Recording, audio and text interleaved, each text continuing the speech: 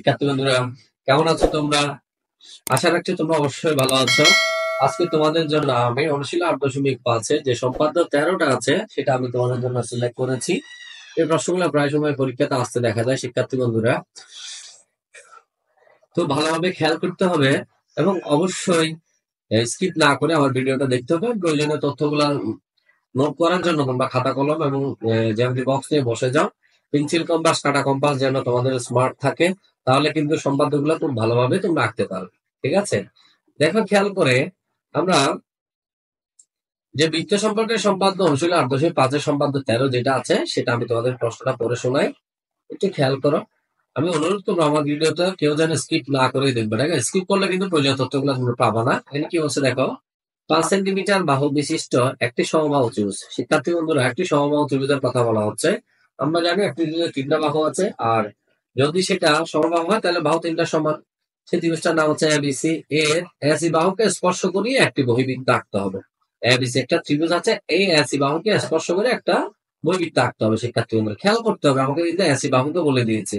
আমাকে যদি এবি বাহু বলে তাহলে এবি বাহুকে স্পর্শ করে বহিবৃত্ত আঁকতে হবে, আর যদি বলে বিসি বাহুকে তাহলে বিসি বাহুকে স্পর্শ করে বহিবৃত্ত আঁকতে হবে। কতটা ক্লোটা খেয়াল করতে হবে। কেমন? মনে করি এবিসি একটি সমবাহু ত্রিভুজ। আমরা যেহেতু সমবাহু ত্রিভুজ আমাদের এখানে 5 সেন্টিমিটার বলে দিয়েছে, চাইলে আমরা আগে এই জায়গায় একটা পেন্সিল কম্পাসের সাহায্যে আমরা 5 সেন্টিমিটার স্কেল দিয়ে মেপে সেটা একটা বৃত্তচাপ নিয়ে আমরা এখানে বি কে কেন্দ্র করে বিসি একটা রেখাংশ নিতে পারি চাপ নিয়ে। ঠিক আছে, আমরা সেভাবে করলে মনে হয় সবচেয়ে ভালো হয়।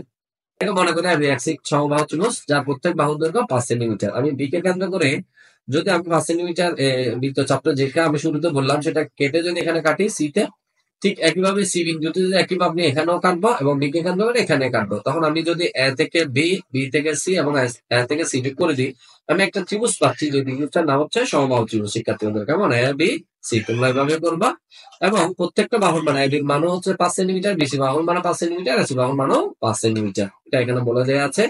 এই ত্রিভুজের এসি বাহুকে স্পর্শ করে এমন একটা বহিবৃত্ত আঁকতে হবে, অর্থাৎ এসি বাহুটাকে স্পর্শ করে এরকম একটা বহিবৃত্ত আমরা ত্রিভুজের বাইরে আমরা কি করব, অঙ্কন করবো। শিক্ষার্থী বন্ধু কেমন? এখন দেখো, আমরা যদি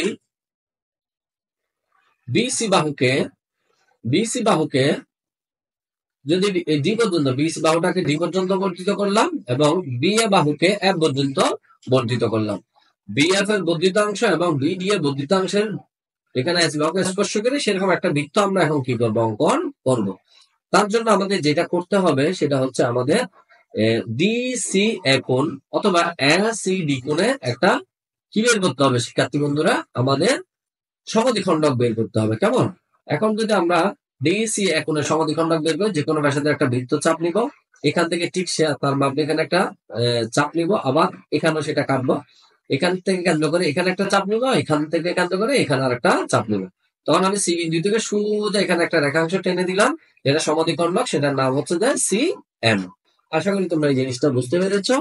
এবং আরেকটা কোন একটা মাপের ব্যাসার্ধ নিয়ে আমি একে কেন্দ্র করে এফ এস সি কোণ অথবা সি এফ কোণের সমদ্বিখণ্ডক আমি আরেকটা অঙ্কন করবো। যে কোনো ব্যাসার্ধ নিয়ে আমি এখানে একটা বৃত্তচাপ নিলাম, সেটা নিয়ে আমি যে চাপটা নিলাম সেখান থেকে এখান থেকে কেন্দ্র করে আমাকে এখানে আমি একটা চাপ নিব, এখানে কেন্দ্র করে আমি আরেকটা চাপ নিব, এখান থেকে শুধু এর সেন্টিমিটার দিয়ে যোগ করে দিলাম আমরা এন আরেকটা রেখাংশ পেলাম। শিক্ষার্থী বন্ধুরা কেমন? এন একটা রেখাংশ পেলাম। দেখো, এফ এস সি এর সমদ্বিখণ্ডক হচ্ছে যে এন রেখাংশ বা রশ্মি, আর এস সি ডি কোণের সমদ্বিখণ্ডক হচ্ছে সি এম রশ্মি। সি এম রেখাংশ এবং এন রেখাংশ দুইটা একটা বিন্দুতে মিলিত হয়েছে, সেই মিলিত বিন্দুর নাম হচ্ছে শিক্ষার্থী বন্ধুরা ই বিন্দু। এখন ই বিন্দু থেকে এসি বাহুর উপর আমি একটা লম্ব অঙ্কন করবো। কেমন? লম্ব অঙ্কন করলে আমি যে কোনো ব্যাসার্ধের একটা এখানে চাপ নিলাম, চাপ নিয়ে এখানে কেন্দ্র করে এখানে কাটলাম, এখান থেকে আবার এখানে কেটেছি আমি, আবার এখান থেকে গিয়ে আমি আবার এখানে কেটেছি। ঠিক আছে, তখন এই বিন্দুর সাথে এই বিন্দু বারো সাইড বিন্দুটা যোগ করে দিলে আমি ঠিক যেহেতু আমার লম্বাটা এসি এর উপর অঙ্কন করবো, এখান থেকে এখানে আমি যোগ করে দিলে হবে।